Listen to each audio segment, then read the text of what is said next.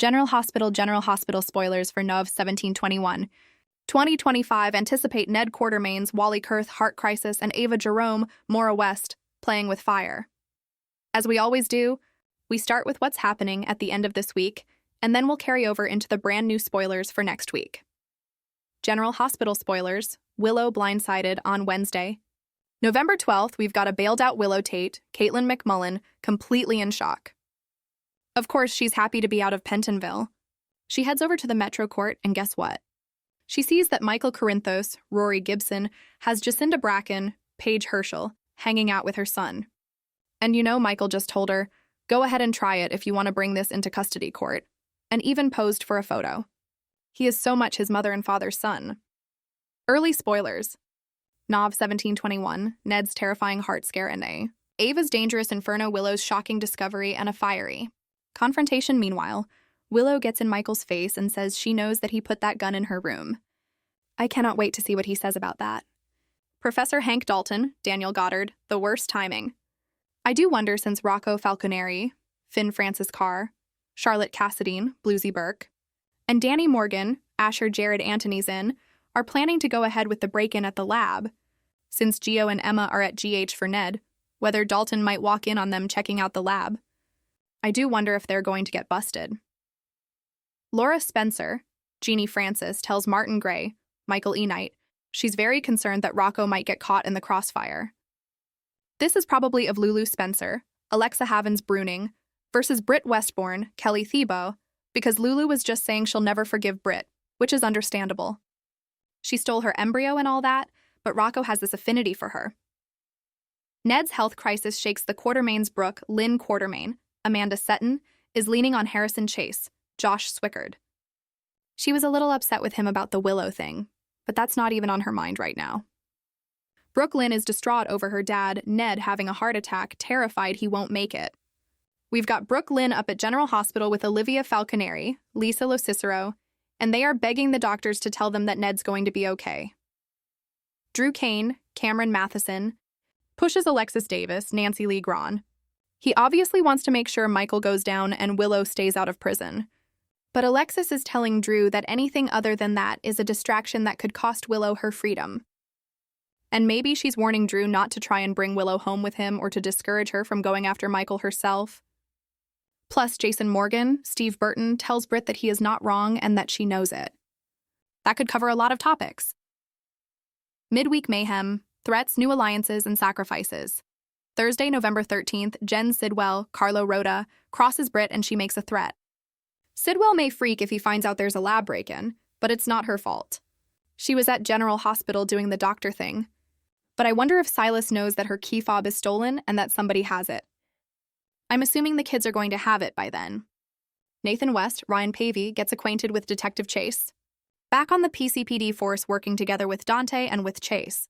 It's going to be weird, especially since Dante already talked to him about Chase and where he's at on the Drew shooting case, which is different than where the PCPD is at on it. Dante is close to a case that he's working, and this could be the lab break-in since his son's involved. Or it could be the Drew shooting case because there are questions about his own brother Michael possibly being involved that won't go away. Molly Lansing Davis, Kristen Vaganos, breathes a sigh of relief. We've got Rick Hurst back this week as her dad, Rick Lansing. His storyline resumes after a couple of weeks of not having him. Plus, something causes Laura to make a sacrifice. Now, we have the election about to happen, but if Rocco and Charlotte are caught breaking into the lab, that's two of the mayor's grandkids doing some grand larceny sort of breaking and entering stuff. Ezra Boyle, Daniel Cosgrove, is back as her opponent in the mayoral race as well. Friday, cliffhangers, fears realized, and plans. Unravel, Friday, November 14th, Britt's fears come true. It could be about the lab break-in. She could find out that Caesar Faison, Anders Hove, really is alive, or maybe her Huntington's is giving her some problems. Carly Spencer, Laura Wright, is stunned by something that could cover a lot of things. Jocelyn Jacks, Eden McCoy, Valentin Cassadine, James Patrick Stewart, Michael Plotting, Michael and Jacinda. NDA Justine Turner's Nazneen contractor plan falls apart by the end of the week. Now she stopped by Sonny Corinthos's Maurice Bernard house for help with a tire. I don't know if that was a setup by Christina, or maybe she's falling for Sonny's charm and dimples. General Hospital spoilers. Sidwell charms and Jordan faces. Trina Sidwell goes to great lengths to enchant Ava. He is trying to get info on Sunny out of her. She already Sidwell know once, but if he keeps buying expensive paintings and flattering Ava, she probably will open up and give him a little something. There's a tense interaction between Trina, Robinson, Tabyana Ali, and Jordan Ashford, Tanisha. Harper, by the end of this week, Trina may have some things to say to Jordan about her contributions to the breakup of her parents. Plus, Stella Henry, Vernie Watson gets shocking news this week. And I wonder if she'll find out Portia Robinson, Brooke Kerr, is pregnant. Either from Curtis Ashford, Donald Turner, or from Jordan, who won't stay out of explosive spoilers for the week of November 17th. The week of November 17th through the 21st. We've got Ned's heart condition and medical crisis remaining a focus. When the Quartermains find out that Drew goaded Ned about him hijacking the truck of Tracy Quartermain's Jane Elliott family heirlooms and then left Ned lying there having a heart attack, I think it's going to get insane. Olivia might actually go finish the job the shooter started. Plus, she's going to have to be nice to Britt for saving his life. Ned would be dead already if not for Britt. Ava gets closer to Sidwell. She may end up in danger, and Lucas Jones, Van Hansis, may as well. Rick may be looking for revenge against the Coven, the unholy trinity of Ava, Christina, and Alexis. The mayoral election takes place, and this is going to be a big Sunny versus Silas moment. Carly's playing with fire by plotting with Valentine against Jack Brennan, Chris McKenna. Plus, Valentine should be back on U.S. soil very soon in a local WSB facility. Secrets, lies, and dangerous liaisons ahead in Port Charles, Dr.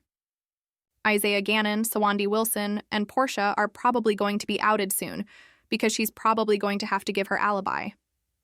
Right now, it's just a question, but when Dante or Chase or somebody comes around, she is going to have to say Isaiah's name. Curtis gets closer to Jordan, and Michael and Jacinda intensify. There are actual sparks there. I think Michael's got this attitude of like, what the heck? And I think he's intent on actually dating Jacinda wouldn't be his first sex worker. That would be Abby. Hopefully this one isn't killed. Most women who date Michael don't survive long term. He has that death curse if you don't know. A lot of his exes are dead. Sabrina Santiago, Teresa Castillo, Abby, the one I mentioned. We've got Kiki Jerome, Haley Aaron, and of course Willow is on trial for not shooting Drew. The kids are going to have to face some music most likely for the lab break-in. Justine may be in over her head with Sunny. We should have more facts come to light about Nathan, who probably is not who he says he is.